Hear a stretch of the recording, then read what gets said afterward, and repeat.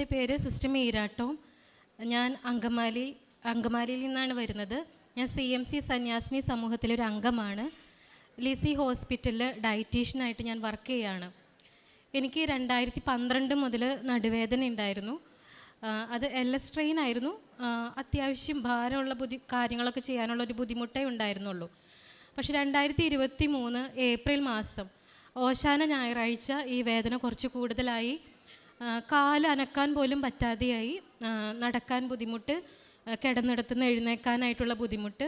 പക്ഷേ ആദ്യത്തെ ദിവസങ്ങളിലൊക്കെ ജോലിക്ക് പോയി. പെസഹ ബുധനാഴ്ച ആയപ്പോഴേക്കും കാല് അനങ്ങുന്നില്ല. കാല് ഞാൻ നീക്കിക്കഴിഞ്ഞാൽ നടു പൊട്ടുന്ന വേദനയായിരുന്നു. അപ്പോൾ ഞാൻ നോക്കിയപ്പോൾ അടുത്ത ദിവസങ്ങളിലൊക്കെ OP അവധിയായതുകൊണ്ട് ഡോക്ടറെ കാണാമെന്ന് ഓർത്ത് ചെന്നപ്പോൾ എക്സ്റേ എടുത്തിട്ട് പറഞ്ഞു നീർക്കെട്ടാന്ന് പറഞ്ഞു. അപ്പോൾ ഞാൻ ഡോക്ടറോട് പറഞ്ഞു, ഡോക്ടർ എനിക്ക് ഏകദേശം ഒരു 10 വർഷമായിട്ട് നീർക്കെട്ടുണ്ട്. ഇത് നീർക്കെട്ടിൻ്റെ വേദനയല്ല. ഡോക്ടർ പറഞ്ഞതുകൊണ്ട് മാത്രം ഞാൻ കസേരയിലിരുന്നത്. ഞാൻ ഇവിടെ നിന്ന് എനിക്ക് എഴുന്നേക്കാൻ പറ്റില്ല. എഴുന്നേറ്റ് കഴിഞ്ഞാൽ നടു പൊട്ടും, അത്രയും വേദനയാണെന്ന് പറഞ്ഞു. അപ്പം ഒരു 5 ദിവസം മെഡിസിൻ കഴിച്ചിട്ട് വരാനാണ് ഡോക്ടർ പറഞ്ഞത്. അപ്പോൾ എനിക്കത് ഒട്ടും, അതെനിക്ക് ശ്വാസം എടുക്കുമ്പോൾ പോലും പെയിനായിരുന്നു. ഞാൻ വളരെ ബുദ്ധിമുട്ടി ഹോസ്റ്റലിലെത്തി. മെഡിസിൻ കഴിച്ചു. പിറ്റേ ദിവസം ഞാൻ എഴുന്നേൽക്കുമ്പോൾ എൻ്റെ മുട്ടുകാലം നിവർന്നു കഴിഞ്ഞാൽ എൻ്റെ നടു പൊട്ടും, അത്രയും പെയിനായിരുന്നു. പക്ഷേ പെസഹ വ്യാഴാഴ്ച ആയതുകൊണ്ട് എങ്ങനെയെങ്കിലും ചാപ്പലിൽ എത്തണം. അപ്പോൾ അതുകൊണ്ട് ഞാൻ കുറേ നേരത്തെ ഹോസ്റ്റലിൽ നിന്ന് ഇറങ്ങി പതുക്കെ നടന്ന് ഹോസ്പിറ്റലിലേക്ക് എത്തി. അപ്പോൾ ഞാൻ ഓർത്ത് കാഷ്വാലിറ്റി കയറി ഒരു ഇഞ്ചക്ഷൻ എടുക്കുകയാണെങ്കിൽ ചാപ്പലിൽ അത്രയും സമയം ഇരിക്കാമല്ലോ എന്നോർത്ത് കാഷ്വാലിറ്റി കയറി. അപ്പോൾ ഇഞ്ചക്ഷൻ എടുത്ത സമയത്ത് എനിക്ക് വേദന കുറവ് തോന്നി. കാരണം നമ്മൾ കിടക്കാണ്, അതുകൊണ്ട് വേദന കുറവ് തോന്നി. പക്ഷേ ബെഡിൽ നിന്ന് ഇറങ്ങിയപ്പോൾ തന്നെ ഒത്തിരി വേദന കൂടുതലായി. അങ്ങനെ തന്നെ അവർ അവിടെ തന്നെ വീണ്ടും അഡ്മിറ്റ് ചെയ്തു. അപ്പോൾ ഡോക്ടേഴ്സിനെ വേഗം വിളിച്ചു. ഞാൻ ഓർത്തത് പെസഹ വ്യാഴാഴ്ച കഴിഞ്ഞാൽ ഡോക്ടേഴ്സൊന്നും അവിടെ ഉണ്ടാകില്ലെന്നാണ്. പക്ഷേ ന്യൂറോ സർജൻസ് പെട്ടെന്ന് അവിടേക്ക് എത്തി. MRI എടുത്തപ്പം ഡിസ്കിൻ്റെ കവർ കീറിയേക്കാണ്. അന്വലർ ടിയർ എന്ന് പറയും. ഡിസ്കിൻ്റെ കവർ കീറിയേക്കാണ്. എനിക്ക് ഒട്ടും നടക്കാൻ പറ്റുന്നില്ല.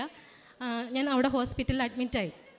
അപ്പോൾ എനിക്ക് ഒത്തിരി വേദന തോന്നി. കാരണം പെസഹ വ്യാഴാഴ്ചയായിട്ട് ഞാൻ കുർബാന കണ്ടിട്ടില്ല.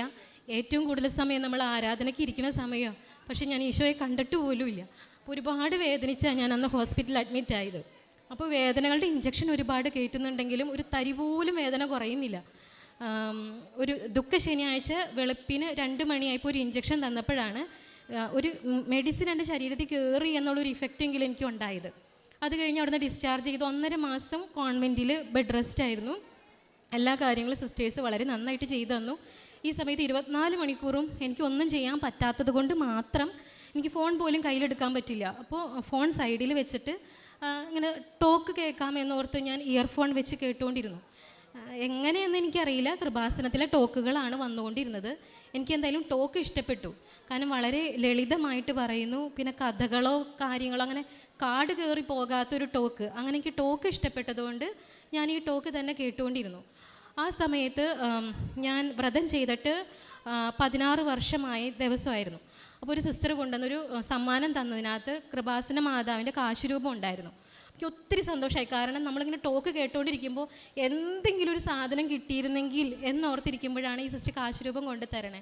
അപ്പോൾ ഞാൻ ഉടനെ തന്നെ ഞാൻ എൻ്റെ വെന്തിങ്ങയിലിട്ടു.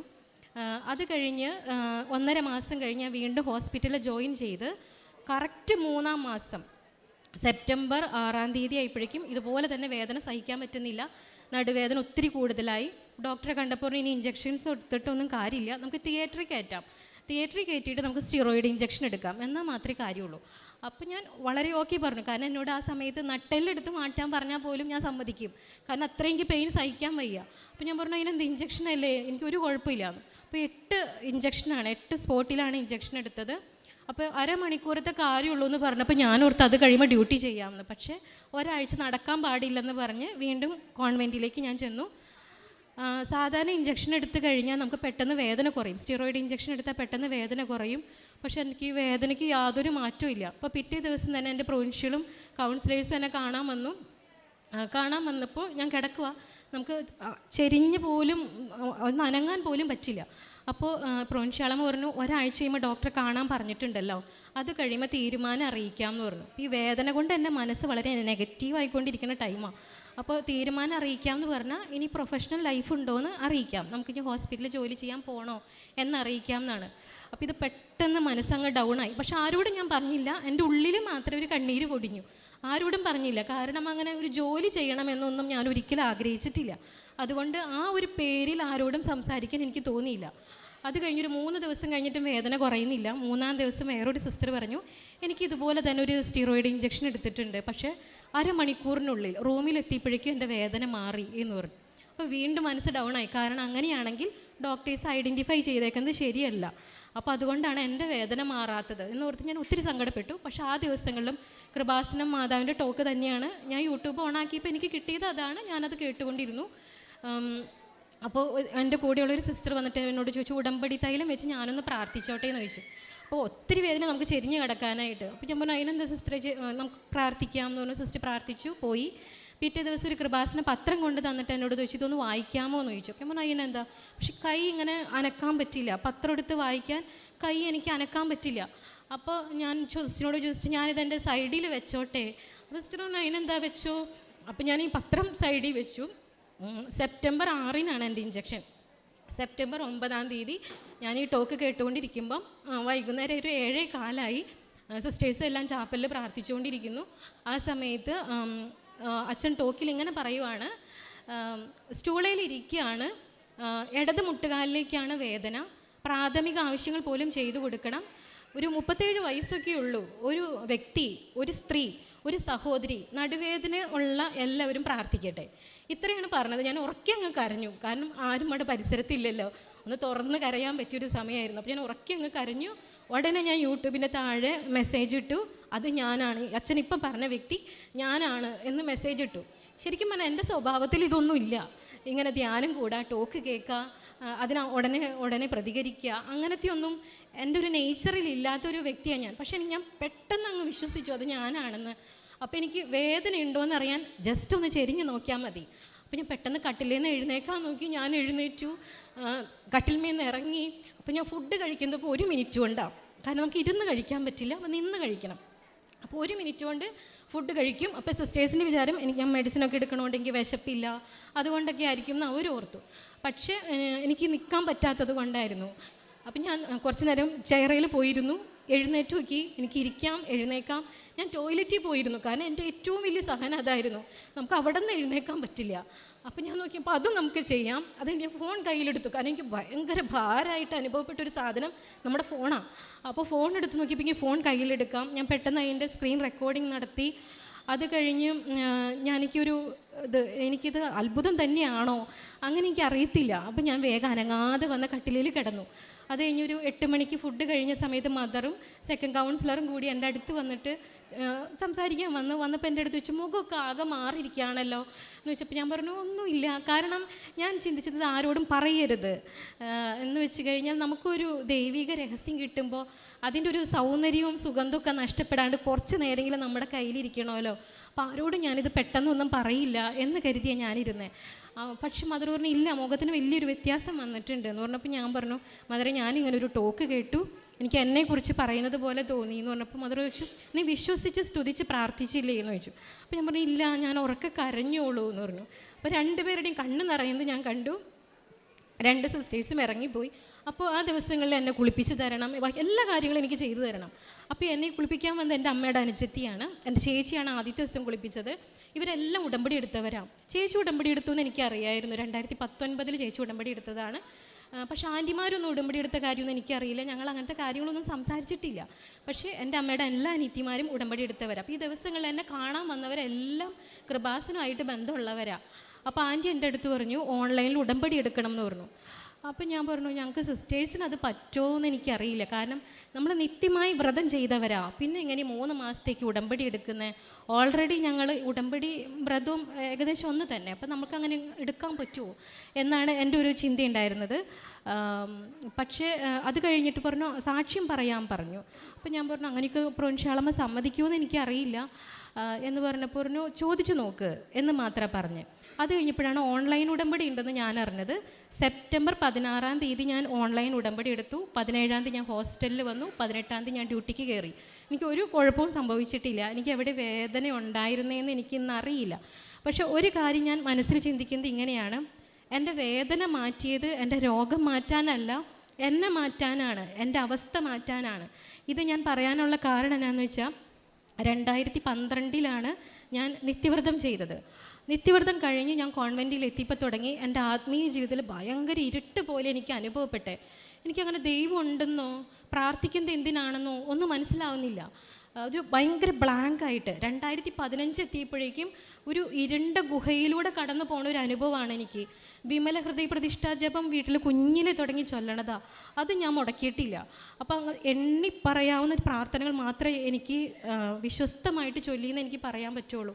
അല്ലാതെ എൻ്റെ പ്രാർത്ഥനാ ജീവിതത്തിലെ വ്യക്തിപരമായ പ്രാർത്ഥനയിലൊന്നും എനിക്ക് ആഴപ്പെടാനോ വളരാനോ പറ്റാത്ത വലിയ ദീർഘമായൊരു കാലയളവിലൂടെ ഞാൻ കടന്നു പോയിക്കൊണ്ടിരുന്നു. അപ്പോൾ ഞാൻ എൻ്റെ സ്പിരിച്വലായിട്ട് ഗൈഡ് ചെയ്യുന്ന സിസ്റ്റർ ഉണ്ട്, എൻ്റെ പ്രൊവിൻസിലെ തന്നെ സിസ്റ്റർ ഗ്ലാഡിസ.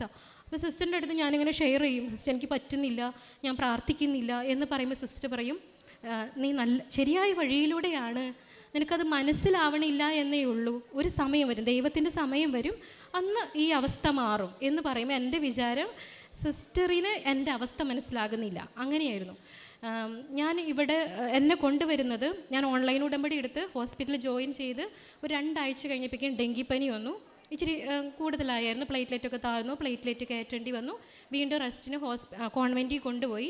അവിടെ വെച്ച് ഞാൻ പറഞ്ഞു, എന്നെ ആരെങ്കിലും ഒന്ന് കൃപാസനത്തിൽ കൊണ്ടുപോകാമോ എന്ന് ചോദിച്ചു. അപ്പോൾ ഇവരുടെ വിചാരം എനിക്കിപ്പോഴും യാത്ര ചെയ്യാൻ പറ്റില്ല എന്നാണ്. കാരണം എന്നെ കാറിൽ കിടത്തിയാണ് ഹോസ്പിറ്റലിലേക്ക് കൊണ്ടുപോകുന്നതും കൊണ്ടുവരുന്നതും. അപ്പോൾ ഇവർ വീണ്ടും കാറ് വിളിച്ച് എന്നെ ഇവിടേക്ക് കൊണ്ടുവന്നു. ഞാനിവിടെ സ്ഥലങ്ങളെല്ലാം കണ്ടിട്ട് തിരിച്ചുപോയി. അത് ഒക്ടോബർ അവസാനത്തെ ആഴ്ച ഞായറാഴ്ചയാണ് ഞാൻ വന്നത്. നവംബർ 2-ാം തീയതി ഹോസ്പിറ്റലിന് ഹോളിഡേ ആണ്, സകല മരിച്ചവരുടെയും പ്രാർത്ഥനാ ദിവസം ആയതുകൊണ്ട് അവധിയാണ്. ഞാൻ ആരോടും പറയാതെ അവിടെ നിന്ന് ബസ്സിൽ കയറി, ഹോസ്റ്റലിൽ നിന്നാണ്, കോൺവെൻറ്റിൽ നിന്നല്ല, ഹോസ്റ്റലിൽ നിന്ന് ഞാൻ ബസ്സിൽ കയറി. ആദ്യമായിട്ട് ഞാൻ ബസ്സിൽ കയറിയത് കൃപാസനത്തിലേക്കാണ്. ആദ്യമായി ഞാൻ മുട്ടുകുത്തിയത് കൃപാസനത്തിലെ ഏകദേശം ആ ഒരു സ്ഥലത്തായിട്ടാണ്. ആദ്യമായിട്ട് ഞാൻ സ്റ്റെപ്പ് കയറിയത് ഇവിടെയാണ്. ആദ്യമായിട്ട് ഞാൻ വെയിറ്റ് എടുത്തത് ഇവിടെയാണ്. കാരണം ഞാൻ ഉടമ്പടി എടുക്കാനല്ല ഞാൻ വന്നത്, ഞാനൊന്ന് കാണാനാണ് വന്നത്. അപ്പോൾ ഞാൻ നോക്കിയപ്പോൾ ഇവിടെ ഈ കാണുന്ന തിരക്കൊന്നും നവംബർ 2-ാം തീയതി ഇല്ല. തിരക്കുണ്ടായിരുന്നെങ്കിൽ ചിലപ്പോൾ ഞാൻ ഉടമ്പടി എടുക്കില്ലായിരുന്നു. ഞാൻ നടന്ന് വരുമ്പോൾ ക്യൂവിലാകെ 2 പേരാ. അവിടെ നിന്ന് ചേട്ടൻ പറഞ്ഞു, ഉടമ്പടി എടുക്കാനല്ലേ വന്ന്, ഇവിടെ നിന്നോ എന്ന് പറഞ്ഞ് എല്ലാ കാര്യവും പറഞ്ഞു തന്നു. ഞാൻ അറിയാതെ തന്നെ ഉടമ്പടി എടുത്തുകൊണ്ടിരുന്നു. അപ്പോൾ ഉടമ്പടി ക്ലാസ്സിലിരിക്കുന്ന സമയത്ത് പ്ലാസ്റ്റിക് കസേര കണ്ട വഴി എൻ്റെ കണ്ണ് നിറഞ്ഞു. കാരണം എനിക്ക് പ്ലാസ്റ്റിക് കസേരയിൽ ഇരിക്കാൻ പറ്റില്ല, നല്ല പെയിൻ ആയിരിക്കും. ഇരുന്നു. ഒരു 15 മിനിറ്റ് കഴിഞ്ഞപ്പോഴേക്കും വേദന സ്റ്റാർട്ട് ചെയ്തു. അപ്പോൾ ഞാനോർത്ത്, ദൈവമേ വേദന മാറിയിട്ടും വീണ്ടും വേദന എടുക്കുകയാണല്ലോ, ഇത് ചെയ്യാൻ പറ്റാത്ത ചില കാര്യങ്ങൾ ചെയ്യുമ്പോൾ വേദന എടുക്കുക. അപ്പോൾ ഞാനോർത്തു, എനിക്ക് മാതാവിനെ പിടിക്കാനോ മുത്തുകൊട പിടിക്കാനോ ഒന്നും എനിക്ക് മാതാവ് അടയാളം തരണ്ട, എനിക്കൊരു കുഞ്ഞ് അടയാളം തന്നാൽ മതി. ഈ ക്ലാസ്സിൻ്റെ ഇടയ്ക്ക് എപ്പോഴെങ്കിലും എൻ്റെ വേദന ഒന്ന് മാറിയതായിട്ട്, ഒരു ഇച്ചിരി നേരത്തേക്ക് മാറിയതായിട്ടൊന്ന് കാണിച്ചു തരണം എന്ന് പറഞ്ഞു. അപ്പോൾ അച്ഛൻ്റെ ടോക്ക് നമ്മൾ കേട്ടുകൊണ്ടിരിക്കുന്ന സമയത്ത് അച്ഛനൊരു പ്രയർ, പ്രത്യക്ഷീകരണ പ്രയർ ആദ്യമായിട്ട് എഴുതിയ സെൻറ്റൻസ് പറഞ്ഞുകൊണ്ടിരിക്കുന്ന സമയത്ത് എൻ്റെ വേദന കംപ്ലീറ്റ് ആ ടൈമിൽ മാറി. അത് കഴിഞ്ഞിട്ടാണ് നമ്മൾ ഉടമ്പടി എടുക്കാനായിട്ട് ഫ്രണ്ടിൽ വന്ന് മുത്തുകൂട പിടിക്കാനാണ് എനിക്ക് കിട്ടിയത്. നവംബർ 2 ഓൺലൈനിൽ നിങ്ങൾ നോക്കിക്കഴിഞ്ഞാൽ അറിയാം, എന്നേക്കാൾ ഒത്തിരി ഹൈറ്റുള്ളൊരു പെൺകുട്ടിക്കാണ് മാതാവിനെ പിടിക്കാൻ കിട്ടിയത്. അപ്പോൾ അവളുടെ മുകളിലേക്ക് വേണം ഞാൻ മുത്തുകൂട പിടിക്കാനായിട്ട്. അപ്പോൾ എൻ്റെ കൈ സ്ട്രെയിറ്റ് ആയിട്ട് നിന്നാൽ ആ മുത്തുകൂട പിടിക്കാൻ പറ്റുള്ളൂ. അപ്പോൾ ആദ്യമായിട്ട് ആ ഒരു വെയിറ്റ് ഭാരം എന്ന് പറയാൻ എനിക്ക് താല്പര്യമില്ലെങ്കിലും എല്ലാം ചെയ്തിട്ടാണ് മാതാവ് എന്നെ ഇവിടുന്ന് ഇറക്കി വിട്ടത്. പിന്നെ ആത്മീയ ജീവിതത്തിൽ ഞാൻ പറഞ്ഞല്ലോ, ഇരുണ്ട ഒരു രാത്രി കൂടെ ഞാൻ കടന്നു പോവായിരുന്നു. ഉടമ്പടി എടുത്ത അന്ന് മുതൽ ഒരു റോക്കറ്റ് എങ്ങനെ മുകളിലേക്ക് കുതിക്കുന്നോ അതുപോലെ സ്പിരിച്വൽ ലൈഫിൽ പെട്ടെന്നൊരു പ്രകാശം വരെയും എത്ര സമയം പ്രാർത്ഥിച്ചാലും, അല്ലെങ്കിൽ 24 മണിക്കൂറും ഞാൻ ഉടമ്പടിയിലാണെന്ന് എനിക്ക് പറയാൻ പറ്റുന്ന വിധത്തിൽ ആത്മീയ ജീവിതത്തിൽ വളരാണ് ചെയ്തത്. ഞാൻ ഓൺലൈൻ ഉടമ്പടി എടുത്തപ്പോൾ നിയോഗം വെച്ചതിൽ എനിക്ക് നിയോഗം വെക്കാൻ ഒന്നുമില്ല. കാരണം ഞാൻ എന്തെങ്കിലും കാര്യം സാധിക്കാനല്ല ഞാൻ ഉടമ്പടി ചെയ്തത്, എനിക്ക് മാതാവിനോടുള്ള നന്ദി പറയാൻ വേണ്ടിയിട്ടാണ്. അപ്പോൾ എൻ്റെ ചേച്ചിയുടെ മകള് B2 എക്സാം പാസ്സാകാതെ ഒരെണ്ണം പാസ്സാകാതെ നിൽക്കായിരുന്നു. അപ്പോൾ അവളുടെ ഒരു സങ്കടം കണ്ടപ്പോൾ ഞാൻ അതൊരു അവസാനം ഒരു നിയോഗമായിട്ട് വെച്ചു. ആ വെച്ചതിനകത്ത് അവൾ എഴുതിയ 2 എക്സാമിലും ഒരേ പേപ്പർ തന്നെ 2 എണ്ണത്തിലും 2 സ്ഥലത്ത് എഴുതിയതിലും അവൾ പാസ്സായി. അപ്പോൾ എൻ്റെ ഉള്ളിൽ ഭയങ്കര ഒരു പ്രത്യാശയായി. ഞാൻ പ്രാർത്ഥിച്ച് കഴിയുമ്പോൾ ദൈവം കേട്ടു തുടങ്ങി, എൻ്റെ ഇരുണ്ട കാലം മാറി തുടങ്ങി, പ്രകാശം വന്നു തുടങ്ങി എന്നുള്ളൊരു സന്തോഷം എൻ്റെ ഉള്ളിൽ വന്നു. ഇതുപോലെ തീർത്ഥാടന ഉടമ്പടി വെച്ചപ്പം ഞാൻ നിയോഗം വെച്ചു, ഞാൻ എല്ലാ ദിവസവും ഉടമ്പടി ധ്യാനം കൂടും. ഉടമ്പടി ധ്യാനം കൂടിക്കൊണ്ട് ഞാൻ കൊന്ത കെട്ടും. നമ്മുടെ മാതാവിൻ്റെ കാശുരൂപം ഇട്ട് കൊന്ത കെട്ടി രോഗികൾക്ക് കൊടുക്കും. അപ്പോൾ ഈ ഉടമ്പടി ധ്യാനത്തിലകത്ത് അച്ഛൻ പറയുമല്ലോ, നമ്മളൊരു നിയോഗം വെച്ചാൽ അത് ആയോ എന്ന് എപ്പോഴും എടുത്ത് നോക്കിക്കൊണ്ടിരിക്കരുതെന്ന്. അപ്പോൾ ഞാൻ നിയോഗം വെച്ച് മറ്റുള്ളവരുടെ പ്രാർത്ഥനാ നിയോഗങ്ങളിലേക്ക് അന്വേഷിക്കാൻ പോയിട്ടില്ലായിരുന്നു ഇത്രയും ദിവസവും. എന്തായി ഞാൻ പ്രാർത്ഥിച്ച കാര്യം, ഞാൻ അവരോട് പ്രാർത്ഥിച്ചിട്ടുണ്ട്, നിയോഗം വെച്ചിട്ടുണ്ടെന്ന് പോലും പറഞ്ഞിട്ടില്ല. അപ്പോൾ ഇന്നലെ ഞാൻ ഒരു സിസ്റ്ററിൻ്റെ സ്റ്റാറ്റസ് കാണുമ്പം ഞാൻ പ്രാർത്ഥിക്കാൻ വെച്ചിരുന്ന ഒരു നിയോഗത്തിനോട് സാമ്യമുള്ള ഒരു സ്റ്റാറ്റസ് സിസ്റ്റർ ഇട്ടിരിക്കുന്നത് കാണാം. ഉടനെ ഞാൻ വിളിച്ചു. അപ്പോൾ എന്താണെന്ന് വെച്ച് കഴിഞ്ഞാൽ അവരുടെ വീട്ടിൽ ഒരു കുട്ടി ഡിവോഴ്സായിട്ട് നിൽക്കായിരുന്നു. ആ കുട്ടിയുടെ കുറ്റം കൊണ്ടൊന്നുമല്ല, നല്ലൊരു കുട്ടിയാണ്. അവളുടെ വിവാഹം നടക്കണം. ആ വിവാഹത്തിന് അവൾ വെച്ചൊരു ഡിമാൻഡ് ഉണ്ട്. ഞാൻ കല്യാണം കഴിക്കാൻ പോകുന്ന ചെറുക്കൻ വിവാഹം കഴിഞ്ഞവനായിരിക്കണം, അവർക്ക് കുട്ടികളുണ്ടായിരിക്കണം. അതാണ് ഈ കുട്ടി വെച്ച നിയോഗം. പിന്നെ പുറത്തേക്ക് പോകണം, വിദേശത്തേക്ക് പോകണം. അപ്പോൾ വീട്ടുകാർക്ക് ആർക്കും സമ്മതമല്ല മക്കളുള്ള ഒരാളെ വിവാഹം കഴിക്കാനായിട്ട്. അപ്പോൾ ഞാൻ ഈ സിസ്റ്ററിനോട് പറഞ്ഞു, ഇതൊരു ദൈവവിളിയാണ്, നമ്മളൊക്കെ സിസ്റ്റർ ആകാൻ പോകുന്നത് പോലെ ഒരു ദൈവവിളിയാണ്. അമ്മയില്ലാത്ത കുഞ്ഞുങ്ങളുടെ അമ്മയാകാനാണ് ആ പെൺകുട്ടി ആഗ്രഹിക്കണേ. അപ്പോൾ അന്ന് മുതൽ ഈ സിസ്റ്റർ പോലും അറിയാതെ ഞാൻ ഉടമ്പടിയിൽ നിയോഗം വെച്ചതാണ്. അപ്പോൾ ഇന്നലെ ഞാൻ ഇത് സ്റ്റാറ്റസ് കണ്ട് വിളിച്ച് ചോദിക്കുമ്പം കല്യാണം ഉറപ്പിച്ചു. 2 കുട്ടികളുള്ള ആളെയാണ് വിവാഹം കഴിക്കാൻ പോകുന്നത്. ഓസ്ട്രേലിയയിലാണ് അവർ. വിവാഹം അവിടെ വെച്ചായിരിക്കും നടക്കുക. അവിടേക്ക് ഈ പെൺകുട്ടി പോകും. അപ്പോൾ 2 കാര്യങ്ങൾ ഒറ്റയടിക്ക് തന്നെ മാതാവ് സാധിച്ചു കൊടുത്തതായിട്ട് കണ്ടു. അപ്പോൾ ഇന്നലെ രാത്രിയാണ് ഞാനിത് കേട്ടത്. ശരിക്കും പറഞ്ഞാൽ എൻ്റെ മുറിയിൽ നിന്ന് എനിക്ക് തുള്ളിച്ചാടാനാണ് തോന്നിയത്.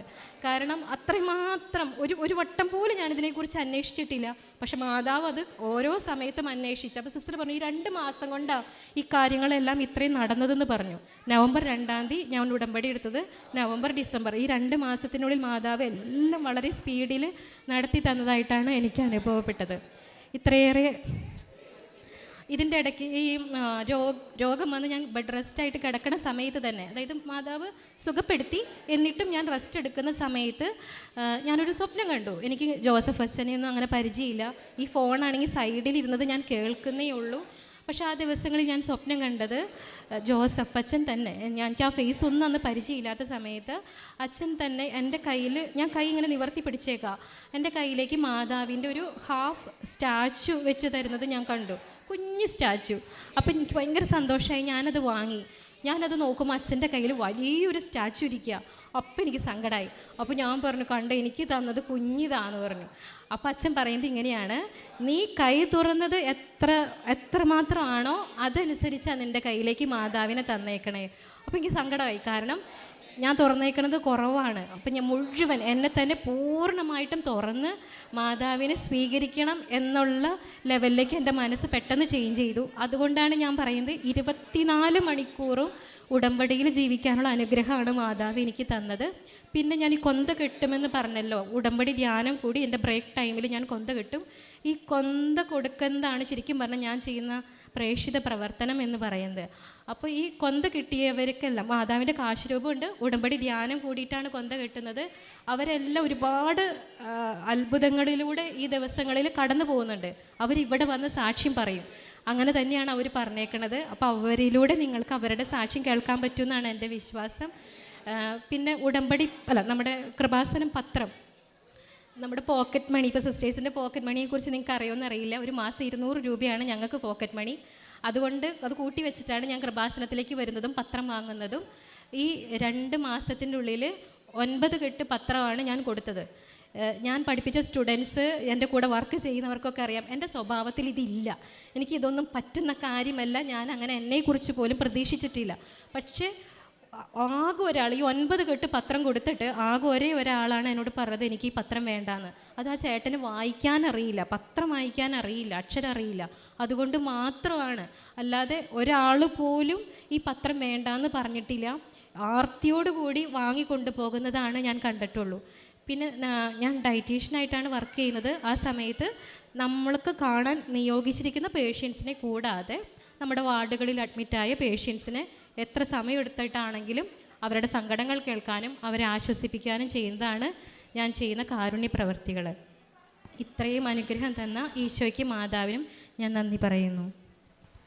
തൻ്റെ തിരുമുൻപിൽ നിഷ്കളങ്കരായി ജീവിക്കുന്നവർക്ക് വേണ്ടി ശക്തി പ്രകടിപ്പിക്കുവാൻ കർത്താവിൻ്റെ കരങ്ങൾ ഭൂമിയിലുടനീളം വ്യാപരിക്കുന്നു. 2 ദിനവൃത്താന്തത്തിൻ്റെ പുസ്തകം 16-ാം അധ്യായം 9-ാം തിരുവചനമാണ്.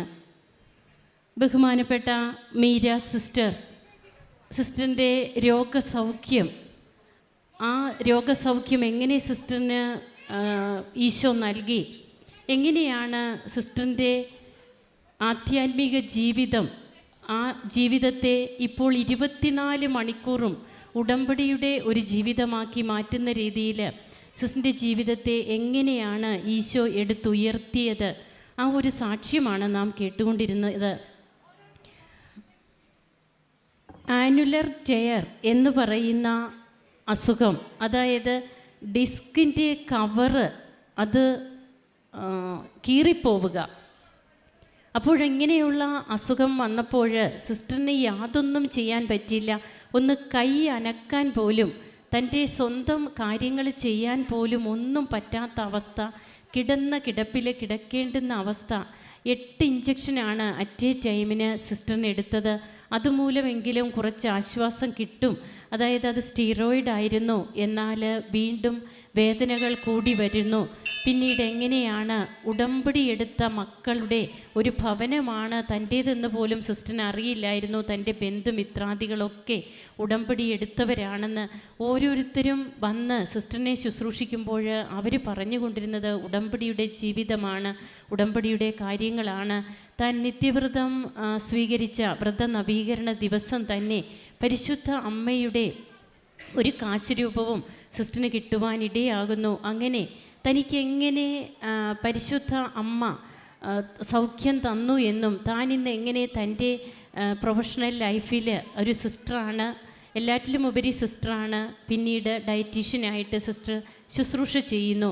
അപ്പോൾ ആ ഒരു ശുശ്രൂഷയിൽ സിസ്റ്ററിനെ എങ്ങനെ വീണ്ടും പൂർവാധികം സ്നേഹത്തോടെ തീഷ്ണതയോടെ ഈശോയെ സ്നേഹിച്ചുകൊണ്ട്, ഈശോയെ മാത്രം സ്നേഹിച്ചുകൊണ്ട്, ഈശോയ്ക്ക് വേണ്ടി മാത്രം ജീവിക്കും എന്നുള്ള ഒരു തീരുമാനത്തോടെ തൻ്റെ ജീവിതത്തെ മുമ്പോട്ട് കൊണ്ടുപോകുവാൻ കഴിയുന്നു.